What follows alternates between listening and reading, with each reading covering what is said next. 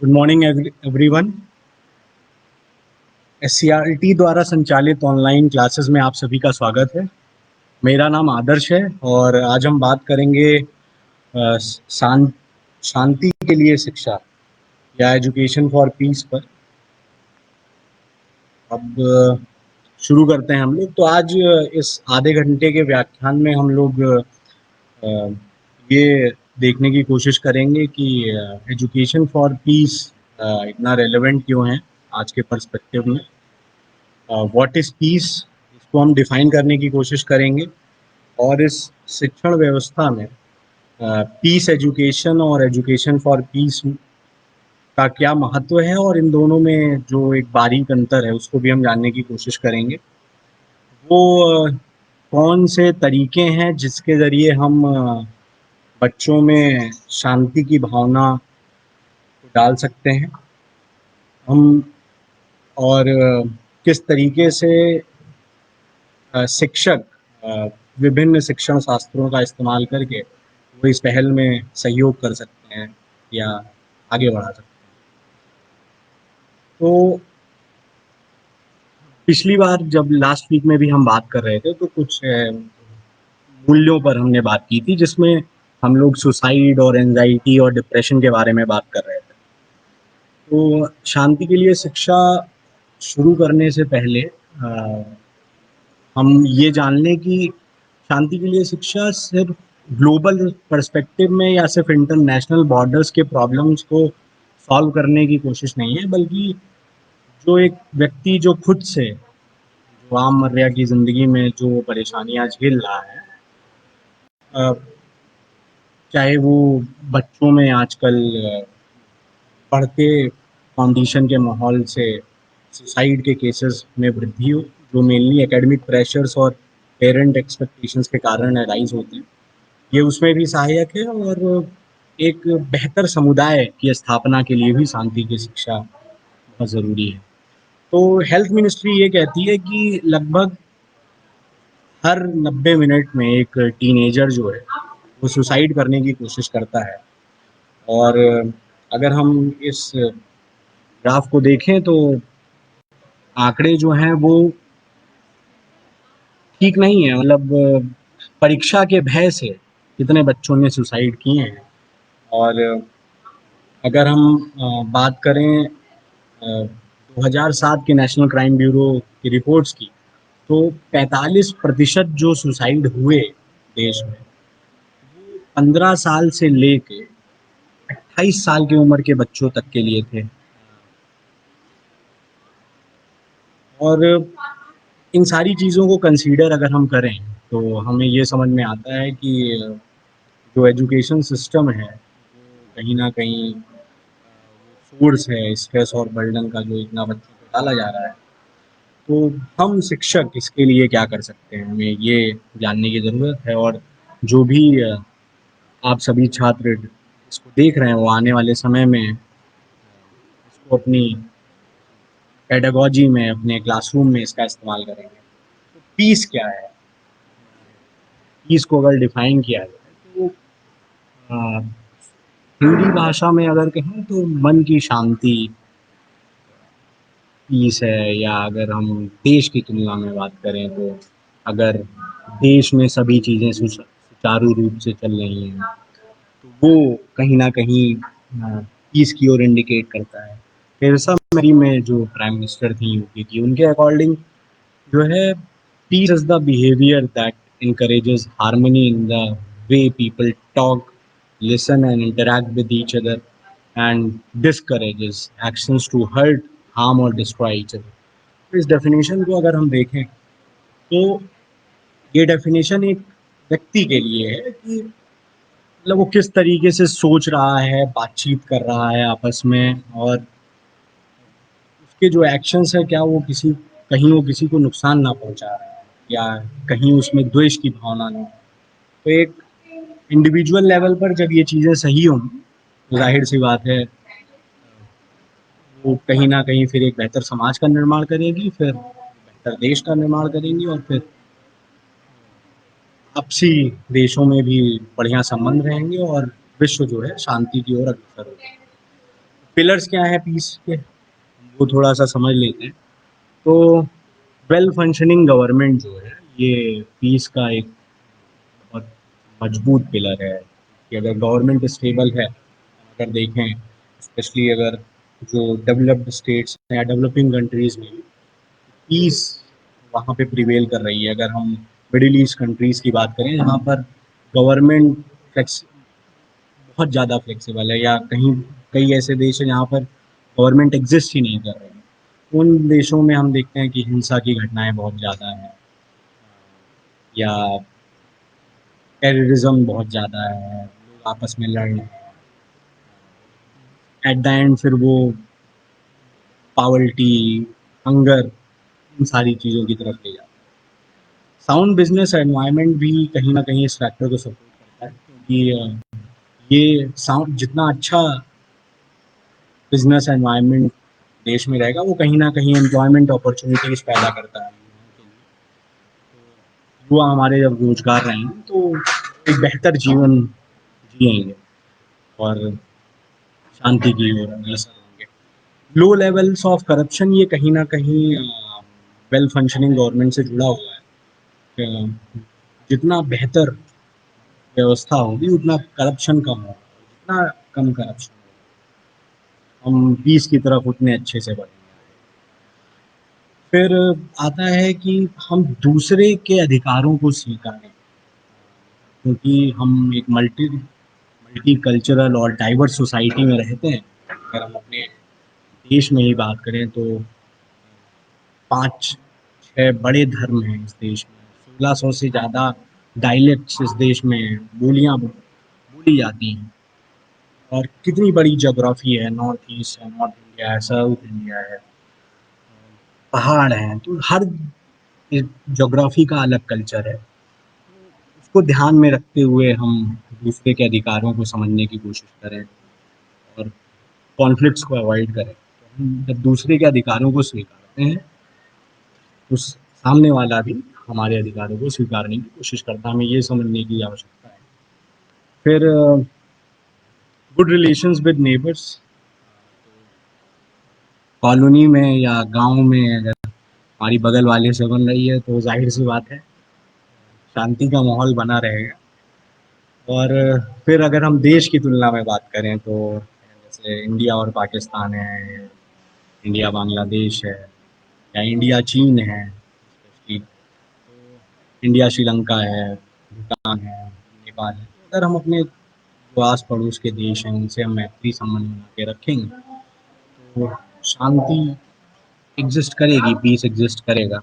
क्योंकि अगर इन देशों के साथ अगर हम मैत्रीपूर्ण संबंध नहीं स्थापित कर पाएंगे तो कहीं ना कहीं बॉर्डर पर हमेशा वो टेंशन बनी रहेगी, और फिर वो टेंशन सारी जो है कहीं स्टेट में या कैपिटल रीजन्स में उसकी गूंज हमें सुनाई देगी।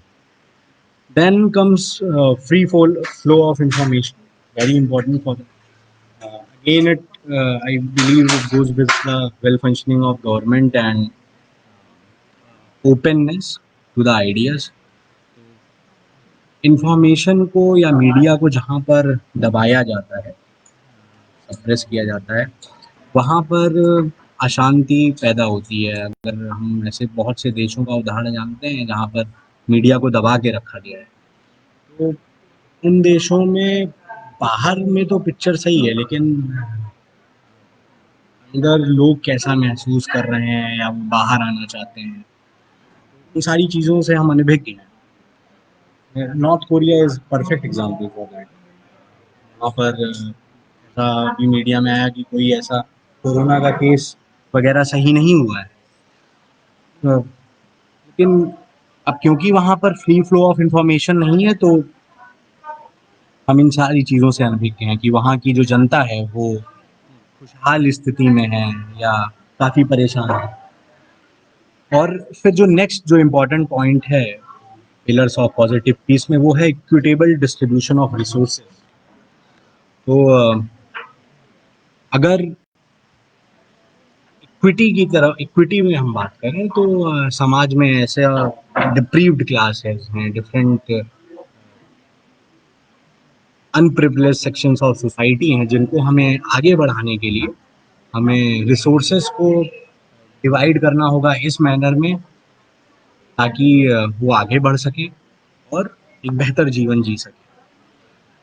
तो peace is a multi dimensional aspect. अगर हम देखें तो इकोनॉमिक्स हो, चाहे वो पॉलिटी हो, चाहे मिलिट्री हो, चाहे लॉ हो, चाहे सोशल हार्मनी हो, ये कहीं ना कहीं सारे पीस फैक्टर को अफेक्ट करते हैं। तो इकोनॉमिक्स के टर्म में अगर हम पॉवर्टी को इरेडिकेट करते हैं या इकोनॉमिक वेलबींग पे लोगों के काम करते हैं तो जाहिर सी बात है पीस स्टेट में एग्जिस्ट करेगा। डेमोक्रेसी जिस स्टेट में है, गुड गवर्नेंस जहाँ पे है, तो वहाँ पर भी पीस एग्जिस्ट करेगा। लॉ एंड ऑर्डर जहाँ पे काफ़ी मजबूत है, जहाँ पे क्राइम नहीं थ्राइव कर रहा है, जहाँ पर कानून व्यवस्था बेहतर है, जहाँ पर लोगों के अधिकार उनके पास है, इन जगहों पर हम शांति की उम्मीद कर सकते हैं। और सोशल हार्मनी, क्योंकि डाइवर्स ग्रुप है जैसा अभी हम बात कर रहे थे सोसाइटी में, तो इनके बीच में अगर हम कॉन्फ्लिक्ट्स को रिजॉल्व करते हैं और इन ग्रुप्स को इंटीग्रेट करने की कोशिश करते हैं, साथ में आगे बढ़ने की कोशिश करते हैं, तो हम लोग कहीं ना कहीं बढ़ेंगे। तो अब दो कॉन्सेप्ट हैं, एक है पीस एजुकेशन और दूसरा है एजुकेशन फॉर पीस। तो दोनों में क्या छोटा सा अंतर है उसको हम जानने की कोशिश करेंगे। फिर हम शांति के लिए शिक्षा पर, जो आज का विषय है, उस पर हम थोड़ा सा बातचीत करेंगे। तो शांति शिक्षा में इस स्थिति में मतलब वो पाठ्यचर्या में शामिल किया जा सकता है। हम एक अगर हम पिक्चर देखें ये, तो इससे हम बेहतर तरीके से समझ पाएंगे कि एक टॉपिक है जिसको क्लास में प्रीच किया जा रहा है, पीस एजुकेशन को। यहाँ पर बच्चे सो रहे हैं और एजुकेशन फॉर पीस में वो पूरे करिकुलम का हिस्सा है, उसको हम स्पेसिफिकली रटा नहीं रहे हैं बच्चों को, बल्कि उनके पूरे जो भी चाहे वो बच्चे खेल रहे हैं, चाहे उनका कंटेंट है, चाहे अध्यापकों की पेडागॉजी है, उसमें हम डालने की कोशिश कर रहे हैं। तो ये अंतर हमें समझ में आ रहा है। तो अगर हम शांति के लिए शिक्षा की बात करें तो गांधी कहते हैं कि अगर हम विश्व को वास्तविक शांति का पाठ पढ़ाना चाहते हैं तो हमें शुरुआत जो है वो बच्चों से करनी होगी। और पूरी विद्यालयी पाठ्यचर्या में शांति का जो परिदृश्य है उसको अंतर्निहित हमें करना है। और ऐसा सोचने और विचारने का समय आ गया है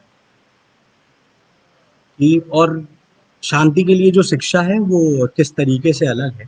तो शांति शिक्षा से भिन्न शांति के लिए शिक्षा शांति की संस्कृति पर जोर देती है, उसको बढ़ावा देने के लक्ष्य को शिक्षा के उद्यम को आकार देने के उद्देश्य के रूप में मानती है। और यदि स्पष्ट दृष्टि और लगन के साथ शांति के लिए शिक्षा को लागू किया जाए तो वह सीखने की प्रक्रिया को अत्यधिक आनंददायक और सार्थक बना सकती है। और मुख्य जो इसके कार्यक्षेत्र हैं हम उनको देखते हैं कि शांति के लिए शिक्षा के मुख्य कार्यक्षेत्र क्या हैं। कि शिक्षा के द्वारा व्यक्तियों में शांति के प्रति झुकाव को पैदा करना, विद्यार्थियों के भीतर इन सामाजिक कौशलों और अभिरुचियों को का पोषण जो दूसरों के साथ सामंजस्य पूर्व जीने के लिए जरूरी है।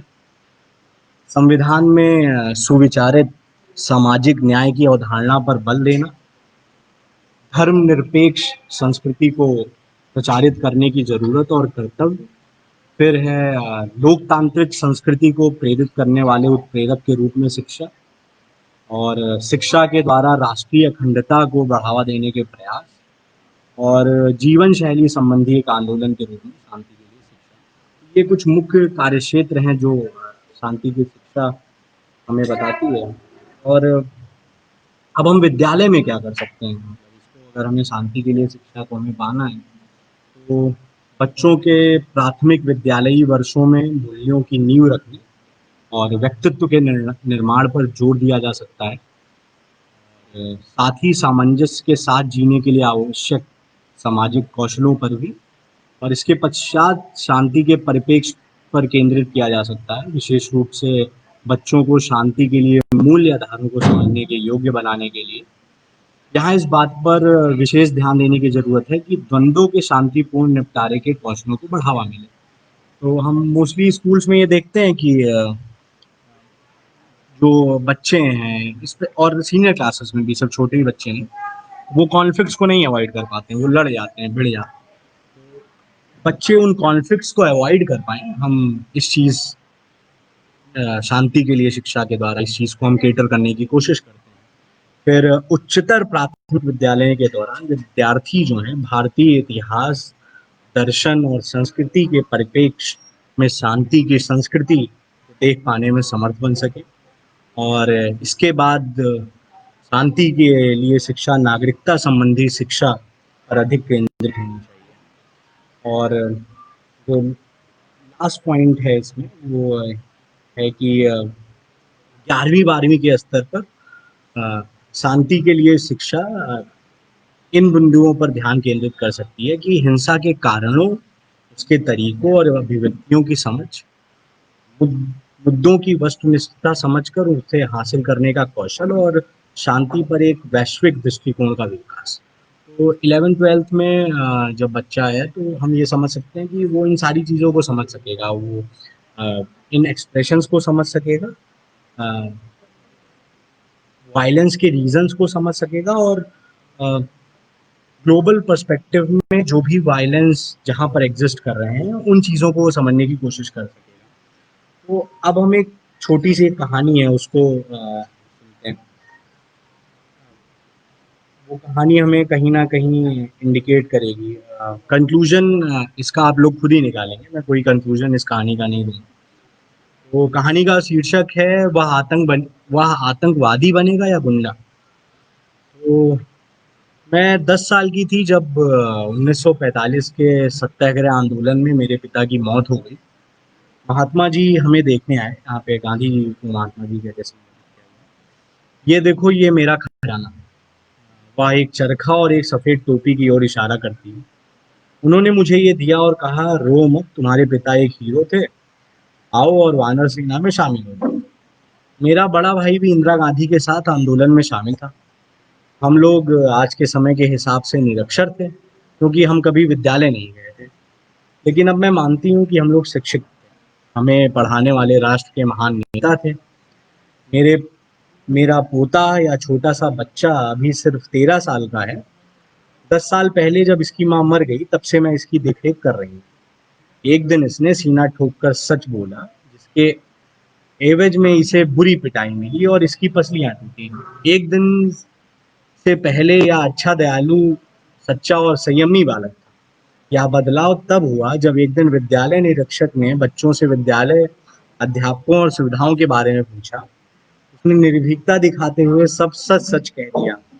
उसने निरीक्षक को बताया कि एक लड़के को विज्ञान की परीक्षा में इसलिए नकल करने दी गई कि वह हेडमास्टर का भतीजा था।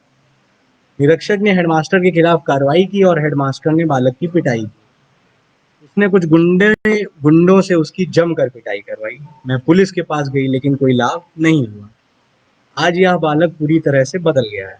वह दूसरों को डरा धमका कर अपना काम निकालता है।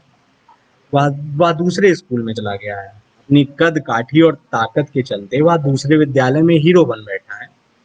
मैं नहीं मानती कि इस बालक ने घर में हिंसा सीखी है। मैंने अपना पूरा जीवन गांधीवादी सत्य और अहिंसा को आधार बनाकर गुजारा है। क्या मैं क्या मैं उसे उस समय चैन से दम क्या मैं उस समय चैन से दम तोड़ सकूंगी जब मेरा ही खून हिंसा से लगा हुआ हो? कृपया कर स्कूल से मिलने वाली इस गलत सीख को बदलने के लिए कुछ करो। उससे उनसे शांति की बात करना पर्याप्त नहीं है, हमें उन्हें शांति के लिए प्रशिक्षित करने की जरूरत है। गांधी ने हमें शांति मार्गम के लिए सत्य और अहिंसा में प्रशिक्षित किया। तुम मुझसे कहते हो कि यह सब कुछ दिल्ली में किया जाता है, उनसे कहो कम से कम अब तो जागो। उन्हें गांधी का आशीर्वाद प्राप्त है, आगे बढ़ो और बच्चों को शांति का पाठ पढ़ाओ। अपने पोते के बारे में मुझे कभी कभार बड़े भयानक विचार आते हैं। क्या वह आतंकवादी बनेगा या गुंडा? जब उसका अहिंसा में विश्वास ही नहीं है तो मैं उसे कैसे या विरासत, चरखा और टोपी दूं? ये जो कहानी है ये तुलसी अम्मा है, विद्यालय में एक 70 वर्षीय एक सफाई कर्मी की है। और इस कहानी को पढ़ने के बाद मैं सिर्फ एक प्रश्न आपके सामने रख रहा हूँ कि अभी हम बात कर रहे हैं शांति के लिए शिक्षा और एजुकेशन फॉर पीस जिसे हम कहते हैं। तो कृष्ण कुमार जो फॉर्मल डायरेक्टर हैं एनसीईआरटी का, उनका 2013 का एक रिसर्च पेपर है जिसमें वो रिसर्च पेपर को लिखने के दौरान एक प्रश्न पूछते हैं कि can education contribute to violence. ठीक है, तो लंबे टाइम से एक शिक्षण व्यवस्था पूरी दुनिया में एग्जिस्ट कर रही है, लेकिन ढेर सारा वायलेंस अभी भी एग्जिस्ट कर रहा है। तो वो काफ़ी इंटरेस्टिंग क्वेश्चन है, उसको उस पर हमें विचार करने की ज़रूरत है इस कहानी को सुनने के बाद। Can education contribute to non violence and all the chaos happening in the world. ठीक है, तो उम्मीद है कि आप लोग इस प्रश्न पे ध्यान देंगे। और अब हम गांधी जी ने जो बातचीत की उसको मैंने समराइज करने की कोशिश की है एक आर्टिकल के माध्यम से कि शांति को जो अक्सर हिंसा की अनुपस्थिति से जोड़ा जाता है।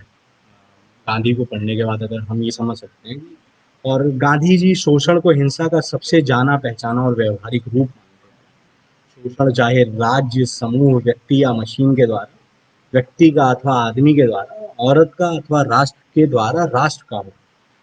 प्यार, सत्य, न्याय, समानता, विनम्रता, एकजुटता और आत्म संयम, शांति जो है इन सारे मूल्यों को व्यवहार में लाने पर बल देती है और दूसरों पर हिंसा करने की बजाय स्वयं कष्ट सहने को प्राथमिकता देनी चाहिए।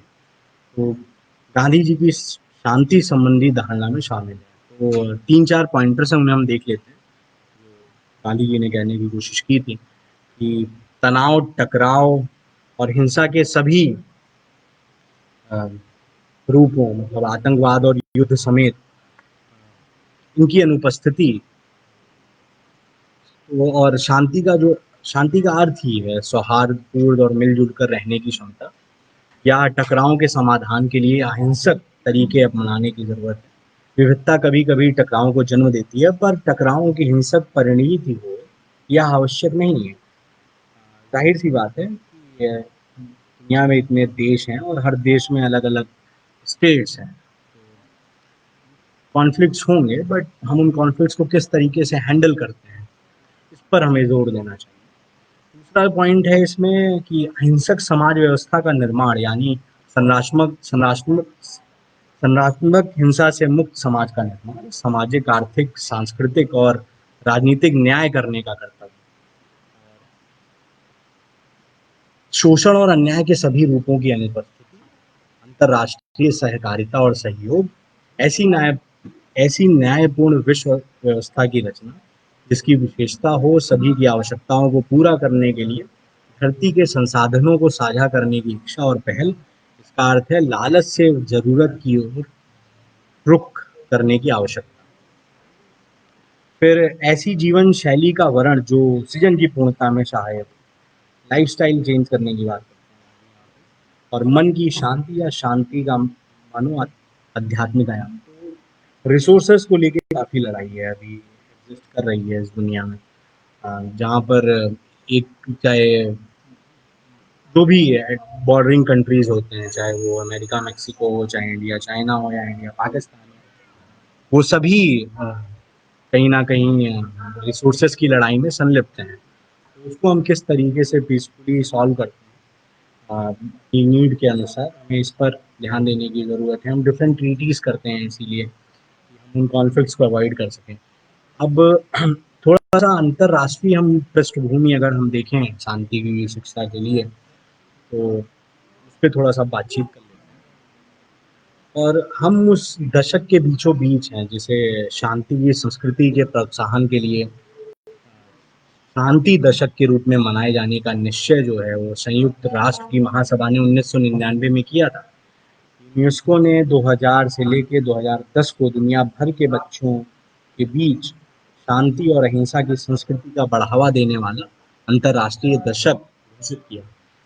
पिछले 5 दशकों में अनेक बार शांति के लिए शिक्षा की पुरजोर तरीके से वकालत की जाती रही है। इनमें 2 मील के पत्थर हैं, अंतर्राष्ट्रीय सद्भाव, शांति, मानवाधिकार और मौलिक स्वतंत्रताओं के लिए शिक्षा को लेकर यूनेस्को की सिफारिशों सन 1974 और शांति, मानवाधिकार और लोकतंत्र के लिए शिक्षा से संबंधित यूनेस्को की 1994 की कार्य योजना, जिसे लगभग 144 देशों की स्वीकृति मिली और 1953 में अंतर्राष्ट्रीय मेल मिलाप और शांति को प्रोत्साहित करने के लिए यूनेस्को द्वारा एएसपी नेट का आगाज हुआ और 2003 तक लगभग 175 देशों के नर्सरी स्कूलों से लेकर अध्यापक प्रशिक्षण केंद्र तक 7500 संस्थानों को एएसपी नेट में शामिल किया जा चुका था। 2003 तक ऐसा काम हुआ और फिर इंडिया में फिर जो मोस्टली काम हुआ इस वो फिर एनसीएफ 2005 वहाँ से वो टेक ओवर करता है, उसको इन चीज़ों को इंटीग्रेट करने की कोशिश की गई है उस डॉक्यूमेंट। और यह नेटवर्क जो है शांति, स्वतंत्रता, न्याय और मानव विकास के लक्ष्य के लिए के प्रति समर्पित है। तो अब हम पर्सपेक्टिव को समझ चुके हैं, पीस की डेफिनेशन को हमने थोड़ा सा समझने की कोशिश की है, कहानी को समझने की कोशिश की और थोड़ा सा अपने अंदर ये जिज्ञासा भी पैदा करने की कोशिश की कि क्या सिर्फ एजुकेशन पीस में सहायक है या नॉन वायलेंस में भी। वो प्रश्न आपके लिए, उसको मैं आप उस प्रश्न को आपके साथ छोड़ रहा हूँ। अब हम डिस्कस करेंगे कि कौन कौन सी शिक्षण शास्त्र हैं या रणनीतियाँ हैं जिसको शिक्षक अपनी कक्षा कक्ष में इस्तेमाल कर सकते हैं।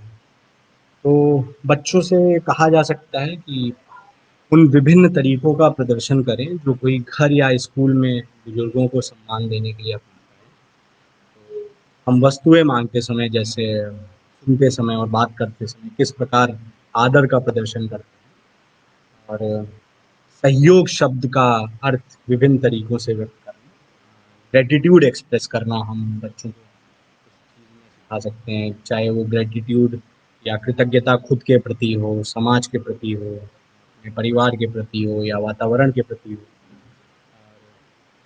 सामाजिक विज्ञान सब्जेक्ट के टर्म्स में अगर हम देखें तो शांतिपूर्ण संस्कार की कल्पना करें और सोचें कि यह कैसे दिखेगा, या बतलाना कि गुस्सा जो है शांति का नाश कैसे करता है और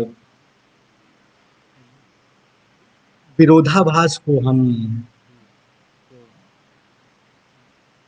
डिस्क्राइब कर सकते हैं और उसमें कि किस तरीके से कॉन्फ्लिक्ट स्टेट ऑफ माइंड्स में हमारे जो स्टूडेंट्स हैं वो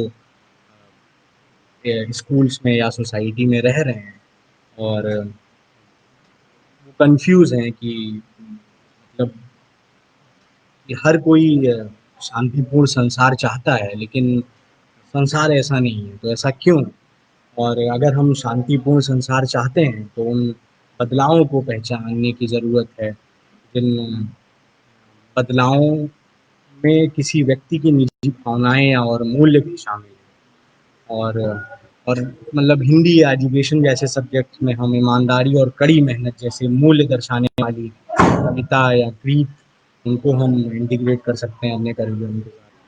फिर एक वस्तु दिखाइए, मतलब उदाहरण के लिए जैसे फूल, या बच्चे से कहिए उस पर कुछ पंक्तियाँ, कविता या गीत लिखें जिसमें फूल या अन्य वस्तुओं की विशेषताओं की तुलना और अच्छे व्यक्ति से की जाए। और सोशल साइंसेज में और प्राइमरी क्लासेस में एबीएस में हम टीम वर्क और उपलब्ध संसाधनों के प्रयोग से कमजोर विद्यार्थियों को प्रभावित करने वाली किसी समस्या का हल निकालना, हम ये सारी चीज़ों को सिखा सकते हैं। और सिर्फ सिर्फ प्रैक्टिकली भी हम इन चीज़ों को कर सकते हैं। मतलब हम एक्सप्रेशन डे रख सकते हैं बच्चों के लिए, जहाँ पर शनिवार के दिन बच्चे डिफरेंट वैल्यूज़ को एक्सप्रेस कर रहे हैं और शांति संदेश के साथ एक कहानियाँ हम ऐड कर सकते हैं। और क्योंकि बच्चे हमारे आजकल काफ़ी तनावग्रस्त हैं, तो हम डिफरेंट माइंडफुलनेस टेक्निक्स को इंटीग्रेट कर सकते हैं अपने करिकुलम में। माइंडफुल चेक इन और चेकआउट कर सकते हैं। शांति के लिए शिक्षा एक एनसीईआरटी का एक नेशनल फोकस ग्रुप का डॉक्यूमेंट है।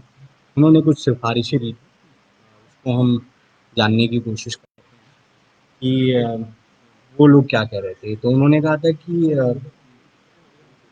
स्कूलों में शांति क्लब और शांति पुस्तकालयों की स्थापना की जाए। शांति मूल्य और कौशल को प्रोत्साहित करने वाली अनुपूरक पाठ्य सामग्री तैयार की जाए। न्याय और शांति के मूल्यों को बढ़ावा देने के लिए फिल्मों, वृत्त चित्रों और फीचर फिल्मों का संग्रह तैयार करना और इन्हें विद्यालय में प्रदर्शित करना।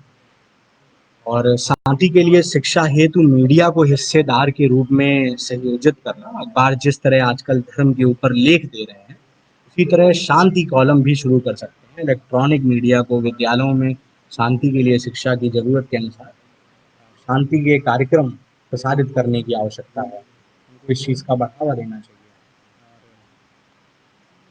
इसी के अंतर्गत अध्यापकों को शांति शिक्षकों के रूप में प्रोत्साहन देने और तथा समर्थ करने की आवश्यकता है। विद्यालयों में ऐसे प्रावधान करना जिससे बच्चा इस योग्य हो कि वे समझ सकें आयोजित ताकि वे समझ सकें तथा आयोजित कर सकें कि भारत की सांस्कृतिक और धार्मिक विविधता, मानव अधिकार दिवस, बालिका दिवस, महिला दिवस, पर्यावरण दिवस और भिन्न क्षमतावान व्यक्ति, इन चीज़ों को हम कर सकते हैं, डिफरेंट इवेंट्स को हम सेलिब्रेट कर सकते हैं। और इन्होंने प्रपोज किया कि महिलाओं के विरुद्ध बढ़ते अपराध को देखते हुए महिलाओं के प्रति सम्मान और जिम्मेदारी की भावना को प्रोत्साहित करने के लिए कार्यक्रम आयोजित करना या अपराध सामाजिक बीमा रूपन के संकेत। और जिला स्तर पर विद्यालय विद्यार्थियों के लिए शांति उत्सवों का आयोजन करें। इससे हम शांति को मनाने और विभिन्न प्रकार की बाधाओं से मुक्ति पाने जैसे दोहरे उद्देश्य पा सकेंगे। फिर है कि विभिन्न धाराओं के विद्यार्थियों के बीच परस्पर विचार विनिमय के कार्यक्रम आयोजित कराना जो उनको पूर्व ग्रहों, क्षेत्रीय, जाति और वर्गीय बाधाओं से उबरने में मदद करे। और स्थानीय गैर सरकारी संगठनों द्वारा चलाई जाने वाली शांति परियोजनाओं में स्वयं सेवक की भूमिका निभाने के लिए विद्यार्थियों को प्रोत्साहित करना और उसके लिए अवसर उपलब्ध कराना। शांति के लिए शिक्षा के प्रभावी क्रियान्वयन के लिए या जरूरी है कि विद्यालय गैर सरकारी संगठनों के साथ भागीदारी करें। ऐसे में शांति संबंधी स्वयंसेवी संगठनों की डायरेक्टरी उपलब्ध कराई जाए। शांति के लिए शिक्षा देने के लिए अध्यापकों और अभिभावकों की कार्यशालाएं आयोजित की जाएं। राज्य स्तर पर ऐसी एजेंसियों का गठन किया जाए जो इस पर काम करें। और ग्रामीण एवं जनजातीय क्षेत्रों में शैक्षिक अनदेखी में संशोधन के लिए सकारात्मक कदम उठाए जाएं। विद्यालय से जुड़ी विभिन्न प्रणालियों में व्याप्त असमानताओं को कम करना जिससे शिक्षा में असमानता और सामाजिक विभाजन को बढ़ावा न मिल सके। प्रत्येक स्तर पर अध्यापक शिक्षा कार्यक्रम को शिक्षा के स्वीकृत लक्ष्य के अंतर्गत तथा शांति के लिए शिक्षा की विशेष आवश्यकता के प्रकाश में संशोधित एवं पुनर्गठित किया जाना चाहिए। और पाठ्यचर्या निर्माण में शांति के लिए शिक्षा को समग्र रूप में रखे जाने की आवश्यकता है। और जो राइटर्स हैं हमारे वो स्पेशली इन चीज़ों का ध्यान में रखते हुए किताबों को लिखें। और विद्यालयों में हिंसा के कारण और उपायों पर एक मैनुअल तैयार करना और उपलब्ध कराना। मैनुअल या दिशा निर्देश दे कि हिंसा के बहुत से प्रकार हैं जैसे मौखिक, मनोवैज्ञानिक, शारीरिक, आपराधिक और ढांचागत। और विद्यालयी जीवन को शांति की संस्कृति की दिशा में बढ़ाने में व्यवहारिक कदम लिए जा सकते हैं। इसलिए हमें करिकुलम और पेडागॉजी और क्लासरूम एनवायरनमेंट पे काम करने की बातचीत कही गई है कि हम इन चीज़ों को करते हुए एक शिफ्ट ला सकते हैं, पैराडाइम शिफ्ट यहाँ पर देखें ला सकते हैं। और एजुकेशन को एक लिबरेटिंग प्रोसेस जो हमारा एनसीएफ कहता है वो हम बच्चों के लिए बना सकते हैं। तो हम ऑलरेडी इन चीज़ों पर बात कर चुके हैं कि हम क्या-क्या हम बच्चों में इनकलकेट कर सकते हैं प्राइमरी लेवल पे। ये honesty, tolerance, sharing, punctuality, regularity, dignity of labour, मतलब इन चीज़ों पर हमें काम करने की वाक़ई में आवश्यकता है जहाँ पर हम बच्चों को ये समझा सकें कि जो भी काम है, जो भी समाज में अलग-अलग तरीके के लोग काम कर रहे हैं, वो सब लगभग कंट्रीब्यूट कर रहे हैं, चाहे वो दूध वाला है या पुलिस में कोई व्यक्ति है या कोई व्यक्ति जो हमें सब्जियाँ दे रहा है। तो सबका समाज में एक स्थान है और अगर वो लोग एग्जिस्ट नहीं करेंगे तो ये पूरी व्यवस्था है वो गड़बड़ा जाएगी। तो उनके प्रति हम कृतज्ञता या ग्रेटिट्यूड व्यक्त कर सकते हैं अपर प्राइमरी लेवल पर, क्योंकि फिर बच्चे थोड़ा सा हम उनको पॉलिटी और सोशल स्टडीज़ को इंट्रोड्यूस करते हैं तो equality, justice, dignity, human rights, self reflection और क्रिएटिव थिंकिंग और इन सारी चीज़ों को हम बच्चों को इंट्रोड्यूस कर सकते हैं। लोकतंत्र के महत्व को पे हम बातचीत कर सकते हैं और सेकेंडरी लेवल पर जैसा हमने 11th-12th में बात की थी कि ग्लोबल पर्सपेक्टिव से कम्युनिकेशन एक स्थापित करने की ज़रूरत है। तो ये एक पिक्चर है आप सभी के सामने है। तो कई रास्ते हैं अगर कोई स्टूडेंट है उसके सामने, मतलब जो पीस का रास्ता है उसमें बड़ी अड़चने हैं, ध्यान से अगर हम देखें तो उसमें पहाड़ हैं बीच-बीच में। तो वहाँ तक पहुँचने के लिए उसको बहुत ढेर सारी मेहनत करनी है, तो उसे प्रॉपर गाइडेंस की ज़रूरत है, उसे वो ऑप्टिमिज्म और इन सारी चीज़ों की ज़रूरत है, ना कि कॉन्फ्लिक्ट, ईगो और डिसएग्रीमेंट्स। तो हम लोग टीचिंग लर्निंग प्रोसेस और इन सारी चीज़ों पे बात कर ही चुके हैं और इसको कंक्लूड करते हैं कि हम क्या-क्या कर सकते हैं। तो हम पीस वैल्यूज़ को लेसन में अपने आइडेंटिफ़ाई करें और इन डिफरेंट कॉन्सेप्ट्स को, प्रिंसिपल्स को इंटीग्रेट करें अपने लेसन प्लान्स के साथ और नॉन करिकुलर और को करिकुलर एक्टिविटीज़ में भी बच्चों को एंगेज करें, जिससे वो बड़ बढ़िया महसूस करें और टीम बिल्डिंग और स्ट्रॉन्ग कम्युनिकेशन स्किल्स उनमें बिल्ड हो सके और सेल्फ डेवलपमेंट पे काम कर सकें। तो 2 डॉक्यूमेंट मैंने यूज़ किए, learning the way of peace UNESCO का डॉक्यूमेंट है, आपको मिल जाएगा और पोजीशन पेपर है एक नेशनल फोकस ग्रुप का, एजुकेशन फॉर पीस एनसीईआरटी का। इन दोनों डॉक्यूमेंट्स को यूज़ करते हुए मैंने बातचीत की। तो thank you so much everyone for listening and hope you are all good and be safe, stay at home. Thank you so much.